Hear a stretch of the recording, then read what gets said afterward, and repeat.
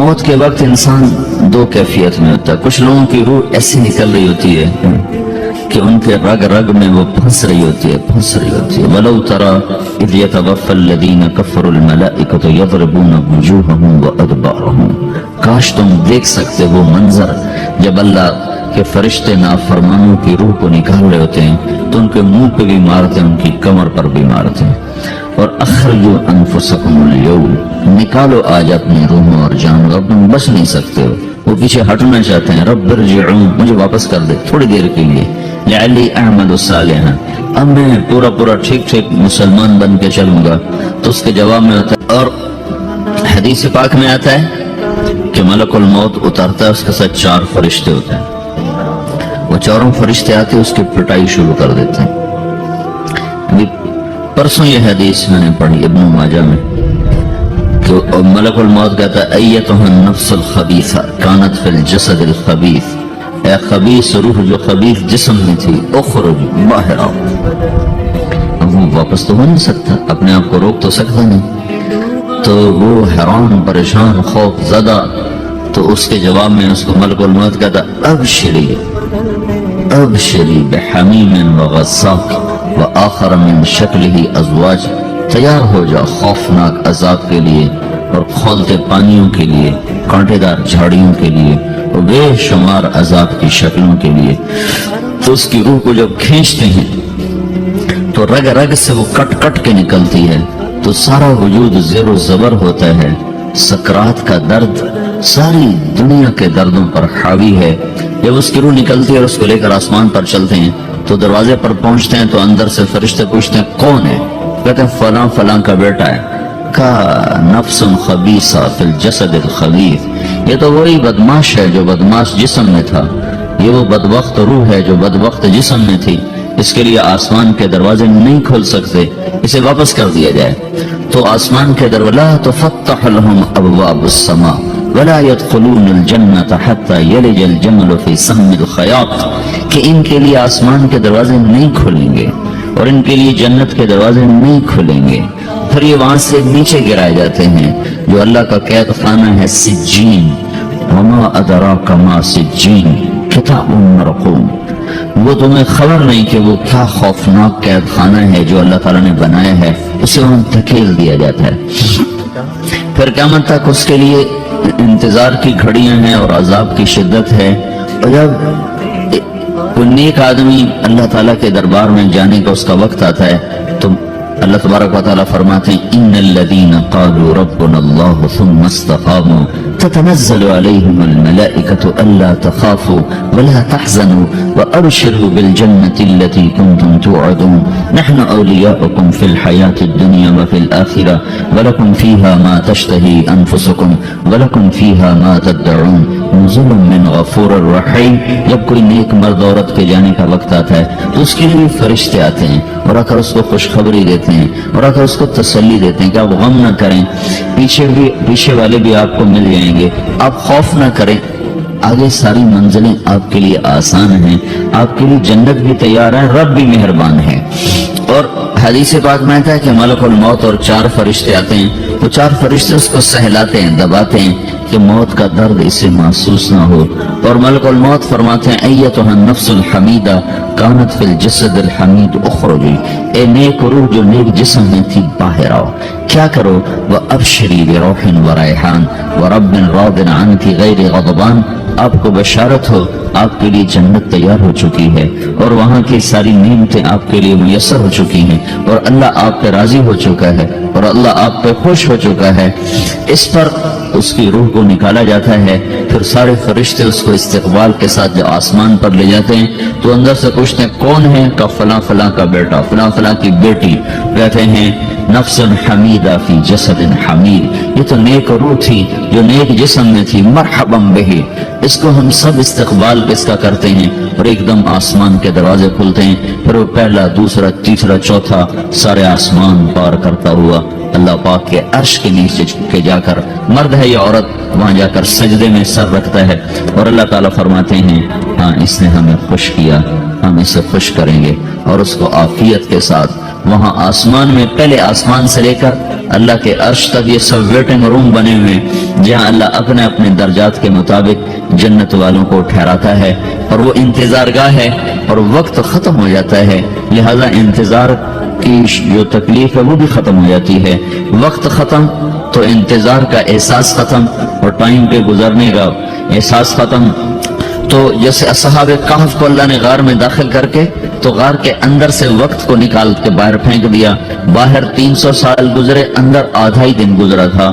وہ جب اٹھے تو وہ 25 برس کا نوجوان 350 سال کا ہو کے نہیں اٹھا، وہ 25 سال کی عمر میں اٹھا ہے، نہ ناخن بڑا ہے، نہ مونچھیں بڑی ہیں، نہ ان کی داڑیاں لمبی ہوئی ہیں، کیونکہ تو زندہ تھے، مر نہیں گئے تھے، تو زندہ کے تو بال بھی بڑھتے ہیں، ناخن بھی بڑھتے ہیں، لیکن وہ اس طرح اٹھے کہ 300 برس گزر گئے اور 25 برس کا نوجوان 25 سال کی عمر میں اٹھا ہے، 20 برس کا 20 برس کی عمر میں اٹھا ہے، اور وہ کہنے لگے کم لبثنا، میں کتنا ٹھہرے ہیں، یوم او بعض یوم، لگتا ہے کوئی دن آدھا دن ٹھہرے ہیں۔ وہ صحیح کہہ رہے تھے، باہر اللہ تعالیٰ نے وقت کی گھڑی کو چلائے رکھا اور اندر غار میں اس کو سوئچ آف کر دیا، نکال دیا، یہاں وقت کو داخل نہیں ہونے دیا، تو وقت کے گزرنے سے جو بھی اثرات مرتب ہوتے ہیں ان پر مرتب نہیں ہوئے، تو وہ 20 آدھے دن کے بعد اٹھے ہیں، باہر 300 سال، اندر آدھا دن۔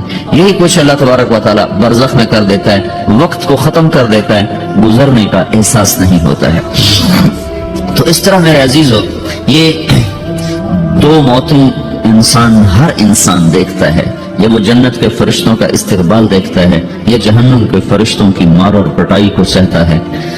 رابعہ بصری رحمۃ اللہ علیہ کا انتقال ہونے لگا تو انہوں نے رات کو فوت ہوئی تو انہوں نے اپنی خادمہ کو بلا کے فرمایا کہ کسی کو بتانا نہیں، جب میں مر جاؤں تو پڑوس میں 2-4 کو بلا کر میرا جنازہ پڑھوا دینا، اور جس کرتے میں تہجد پڑھتی تھی وہی میرا کفن بنا دینا، اور صبح بے شک لوگوں کو بتا دینا، میرے مرنے کے بعد میری میت کو رکھنا نہیں، فوراً دبا دینا۔ تو ان کا انتقال ہوا تو انہوں نے پڑوس کے 2-4-10-20 آدمی بلائے اور ان کو تدفین تجہیز سب کچھ ہو گئی، صبح شور مچا کے وہ رابعہ بصری کا انتقال ہو گیا۔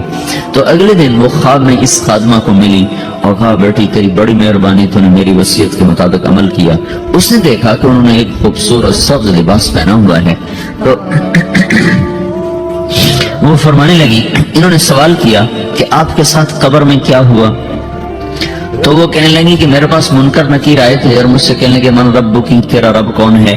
تو میں نے کہا سبحان اللہ، 40 برس جس کو میں نہ بھلا سکی اس کو 4 ہاتھ زمین میں آ کے میں بھول جاؤں گی۔ ان کا 42 برس کی عمر میں انتقال ہوا تھا، تو وہ کہنے لگے سبحان اللہ، جس کو میں 40 برس نہ بھولا سکی میں اسے 4 ہاتھ زمین کے اندر آ کے بھول جاؤں گی۔ تو منکر نکیر کہنے لگے اس کا کیا حساب لینا؟ پھر انہوں نے پوچھا کہ وہ آپ کا وہ کرتا کہاں گیا تہجد والا جس میں آپ کو کفن دیا تھا؟ کہا وہ اللہ نے مجھ سے لے لیا ہے اور میرے اعمال کے خزانے میں رکھ دیا ہے، قیامت کے دن میرا وہ کرتا بھی میرے ترازو میں تولا جائے گا، اور مجھے یہ لباس پہنایا ہے جو جنت کا لباس ہے۔ یہ بھی ایک موت ہے، اس طرح بھی لوگ مرتے ہیں۔ اور دوسری بھی ایک موت ہے، ہمارے علاقے کی بتا رہا ہوں، اپنے علاقے، ایک زمیندار مر گیا، اس کی قبر کھودی، ساری بچھوؤں سے بھری، ایسے جیسے چیونٹیاں پھر رہی تھی، تو انہوں نے وہ بند کر کے دوسری کھودی، ساری بچھوؤں سے بھری ہوئی، پھر وہ بند کر کے تیسری کھودی، ساری بچھوؤں سے بھری ہوئی۔ قبرستان میں اتنے بچھو کہاں سے آ جائیں؟ یہ زمین کے بچھو نہیں ہے، یہ آخرت کی بلائیں ہیں جس کے ساتھ اب اسے قیامت تک رہنا اور گزارا کرنا ہے۔ تو یہ 2 طرح کی موتیں روزانہ لوگ مرتے ہیں، روزانہ لوگ مرتے ہیں۔ جب نماز کا وقت ہوتا ہے ملک الموت ساری دنیا کا چکر لگاتا ہے اور دیکھتا ہے کون پڑھ رہا ہے کون نہیں پڑھ رہا، کون پڑھ رہا ہے کون نہیں پڑھ رہا۔ جو نماز کی پابندی کرتا ہے اس کی موت آسانی سے ہوتی ہے، جو نماز میں غفلت کرتا ہے اس کے ساتھ موت کے وقت شدت اور سختی اختیار کی جاتی ہے۔ تو بھائیو، یہ ایک جسم ہے، ایک روح ہے۔ روح باقی رہنے والی چیز ہے، جسم مٹ جاتا ہے، پھر اللہ سے قیامت کے دن نیا جسم عطا فرمائے گا، ایک نیا جسم دیا جائے گا۔ روح وہی ہے جو اللہ کے خزانوں میں جمع ہو جاتی ہے۔ نافرمان کی سخت کالی روح ہوتی ہے، فرما بردار کی روشن چمکدار روح ہوتی ہے۔ تو اللہ نے کچھ تقاضے جسم کے رکھے ہیں اور کچھ روح کے رکھے ہیں۔ جسم کے تقاضے پورے نہ کرو تو یہ پریشان ہو جاتا ہے، روح کے تقاضے پورے نہ کرو تو یہ پریشان ہو جاتی۔ روح کی پریشانی جسم سے زیادہ ہے، چونکہ روح کی طاقت جسم سے زیادہ ہے۔ جسم مٹی سے بنا ہے، اس کی غذا بھی مٹی سے نکلتی ہے۔ روح آسمان سے ہے، اس کی غذا بھی آسمان سے ہے۔ روح کا تعلق جب تک اللہ سے نہیں جڑتا، اس سے بھوک اور پیاس لگتی رہتی ہے۔ جسم کو جب تک روٹی اور پانی نہ ملے یہ تڑپتا اور پریشان رہتا ہے۔ جیسے اللہ تعالیٰ نے ہمارے جسم میں روٹی اور پانی کی طلب کو بے ساختہ رکھ دیا ہے۔ میں بیان کے دوران بھی پانی پی رہا ہوں، آپ دیکھ رہے ہیں کہ مجھے میرا حلق سوکھ جاتا ہے، مجھے طلب محسوس ہوتی ہے پانی، حلق سوکھتا ہے پانی کی طرف بھاگتے ہیں، بھوک لگتی ہم روٹی کی طرف بھاگتے ہیں۔ یہ ایک ایسا اندر میں آٹومیٹک سسٹم ہے کہ ہم اس کو آف نہیں کر سکتے۔ یہ سوتے سوتے بھی بھوک کی وجہ سے آنکھ کھل جاتی ہے، سوتے سوتے پیاس کی وجہ سے آنکھ کھل جاتی ہے۔ یہ ایسا خود اللہ تعالیٰ نے ساختہ نظام بنایا ہے کہ آپ اپنے جسم میں روٹی اور پانی کی طلب کو نہیں نکال سکتے۔ میرے عزیزو، ٹھیک اسی طرح اللہ نے انسانی روح میں اپنی طلب رکھ دی ہے اور اپنے رسول کی طلب رکھ دی ہے۔ یہ دو طلب ایسی ہیں کہ یہ آپ کے جسم روح سے نکل نہیں سکتی۔ جیسے بھوکا روٹی نہ کھا لے، پیاسا پانی نہ پی لے، اسے چین نہیں آ سکتا۔ وہ روح جو اللہ اور اس کے رسول سے نہ آشنا ہے، جب تک وہ وہاں تک پہنچ نہیں جاتی اسے چین نہیں آ سکتا، اس کا اندر پریشان رہے گا۔ 1997 میں جب جنید جمشید سے میری پہلی ملاقات ہوئی تو اس نے مجھ سے یہ سوال کیا کہ مولوی صاحب، ایک پاکستانی نوجوان جس گلیمر کو خوابوں میں دیکھتا ہے، وہ گلیمر تو مجھے زندگی میں ویسے ہی حاصل ہے، میرے چاروں طرف زندگی کا رقص ہے اور میری زندگی کی ہر خواہش، ہر تمنا پوری ہے، اس کے باوجود میرے اندر اندھیرا ہے، میرے اندر خلا ہے۔ مجھے لگتا ہے میں وہ کشتی ہوں جس کا کوئی ساحل نہیں، جس کی کوئی سمت نہیں۔ www.darsulquran.com۔ ایسا نہیں ہونا چاہیے۔ ایک عام لڑکا تو کہتا ہے ہائے کاش یہ ہوتا، اس کو وہ نہیں ہو رہا تو پھر وہ پریشان ہے، ہائے یہ ہوتا، ہائے وہ ہوتا۔ تو میں تو ہائے نہیں کرتا ہوں، میری تو ہر لذت اور خواہش میرے سامنے تشتری میں سجا کے پیش کی جا رہی۔ میں کیوں ایسا کر رہا ہوں؟ میں ہائے ہائے کیوں کر رہا ہوں؟ میرا اندر ویران کیوں ہے؟ میرے اندر میں خلا کیوں ہے؟ یہ وہی خلا ہے کہ وہ روح کی پیاس کو شراب میں بجھانا چاہتا ہے، وہ روح کی پیاس کو لڑکی میں بجھانا چاہتا ہے، وہ روح کی پیاس کو موسیقی سے بجھانا چاہتا ہے، وہ روح کی پیاس کو دنیا کی رانائیوں میں 5 سٹار ہوٹلوں سے بجھانا چاہتا ہے۔ روح کیا جانے روٹی کیا ہے، شراب کیا ہے، پانی کیا ہے، عورت کیا ہے، موسیقی کیا ہے، گھنگرو کیا ہے، پائل کیا ہے، چھنکار کیا ہے، روح کو ان چیزوں کی کیا خبر؟ امریکہ میں ہماری ایک جماعت تھی تو 4 لڑکے 2 لڑکیاں، 4 لڑکیاں 2 لڑکے مسلمان ہیں۔ تو ایک لڑکے کا نام رکھا تھا ابراہیم، اور اس کو جب پڑھایا نا کلمہ تو کہا ہائے، ان کے ہائے، وہ دونوں ہاتھ یہاں رکھے سینے پر، دل پر، کہا ہائے۔ تو ہمارے ساتھیاں ڈاکٹر اختر، وہ کہنے لگا کیا ہوا کیا ہوا؟ کہنے لگا جب سے ہوش سنبھالا یہ جگہ خالی تھی، یہ تیرے کلمہ پڑھانے پر بھر گئی ہے کہ میری خوشی سے ہائے نکل گئی۔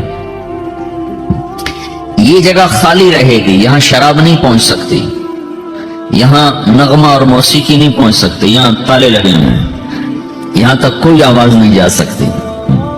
دل کے تاروں پر ایک ہی نغمہ چڑھ سکتا ہے اور وہ اللہ کی یاد کا ہے اور اللہ کی محبت کا ہے اور اللہ کے رسول کی محبت کا ہے۔ باقی کوئی مزراب ایسا نہیں جو ان تاروں کو چھیڑ سکے، باقی کوئی چیز آواز ایسی نہیں جو دل کی دنیا پر جا کر دستک دے سکے۔ یہاں بند دروازے ہیں، یہاں صرف اللہ پہنچے گا، اللہ کے رسول کا تعلق پہنچے گا، باقی کوئی چیز یہاں نہیں جا سکتی۔ روح ہمارے جسم کی اصل ہے، اسے نکال دو تو جانوروں کو بھی پتا ہے کہ اب یہ بے جان چیز ہے، چیونٹیاں کیڑے مکوڑے بھی اس کو کھانے لگ جائیں گے، جانور بھی کھانے لگ جائیں گے، زمین بھی اس کو گلانے لگ جائے گی، ہوائیں اس کو متغیر کرنے لگیں گی۔ روح انسان کے اندر ایک چلتا ہوا زندگی کا کارواں ہے، اسے جب اللہ واپس بلاتا ہے تو اللہ یتوفی الانفس حین موتها والتی لم تمت فی منامها۔ موت کیا چیز ہے؟ اس کے 200 جواب ہیں سائنس کی کتابوں میں، اور 200 جواب بذات خود بتا رہے ہیں کہ یہ ایک جواب بھی ٹھیک نہیں ہے، اور قرآن ایک جواب دیتا ہے اور وہی حرف آخر ہے، قل یتوفاکم ملک الموت اللہ یتوفی الانفس حین موتها۔ اللہ ہے جو تمہاری روحوں کو موت کے وقت کھینچ لیتا ہے، تمہارے جسم سے نکال لیتا ہے۔ تو